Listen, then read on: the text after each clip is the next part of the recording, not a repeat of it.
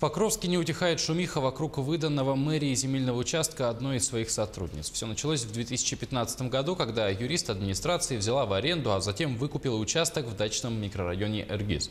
Этот факт возмутил жителей микрорайона, так как участок расположен в прибрежной зоне и тем самым закрывает живописный вид на реку.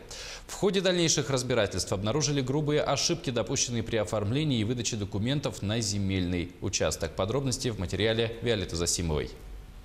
Побережье микрорайона Эргиз испокон считается священным для хангаласцев местом. Здесь также установлен памятник 28 воинам-эргизцам, отправившимся на фронт в годы Великой Отечественной войны. Однако уже скоро заборы могут закрыть не только памятник, но и вид на реку. В 2014-м мэрия начала формировать на этом самом месте земельные участки. Один из них был передан в аренду специалисту мэрии и уже через месяц выкуплен в собственность. При этом в распоряжении мэрии вместо предоставить в аренду значилось продлить срок аренды. Так, будто участок был предоставлен несколькими годами ранее. На основании этого спорного документа и был составлен договор купли-продажи. Жители микрорайона обратились в районную прокуратуру. Те, в свою очередь, направили запрос в мэрию и получили следующий ответ. То землеустроитель администрации МО город Покровск-Сивцев пояснил, что в пункте 1 распоряжения допущена опечатка и неверно указано о том, что договор аренды продлевается. Фактически договор не продлевался. То есть фактически этот участок предоставлялся впервые. А при предоставлении участка впервые объявляются торги, значит, печатается извещение в средствах массовой информации. Этого не было сделано. Разбирательства дошли до Хангаласского районного суда. Интересы жителей микрорайона представляла районная прокуратура. К сожалению, суд отказал в удовлетворении иска. Суд признал это вполне законным, всю процедуру, и тем более при признании права собственности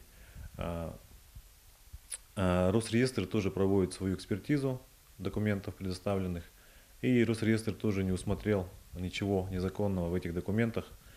Так что я считаю, что участок был предоставлен вполне законно, что подтверждает решение суда и получение свидетельства о праве собственности. Несогласные с решением суда жители микрорайона через прокуратуру подали апелляцию в Верховный суд республики. И в день, когда должно было состояться судебное заседание в Якутске, районная прокуратура неожиданно отзывает апелляцию. Они объяснили это тем, что им так посоветовала республиканская прокуратура. Что именно имели в виду, я сказать не могу. На вопрос, на каком основании была отозвана апелляция, районная прокуратура не смогла дать четкий ответ. По сообщению мэрии, в данный момент спорный земельный участок находится в процессе обмена на другой участок. Где-то к середине ноября этот вопрос будет уже урегулирован. Но урегулирован уже не с точки зрения, что там кто-то нарушил и из-за этого, а с точки зрения того, что для населения этот земельный участок нужен.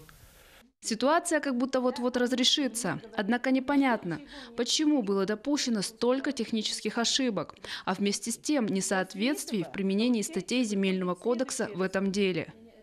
Виолетта Засимова, Федор Тарасов, Хангаласский улус.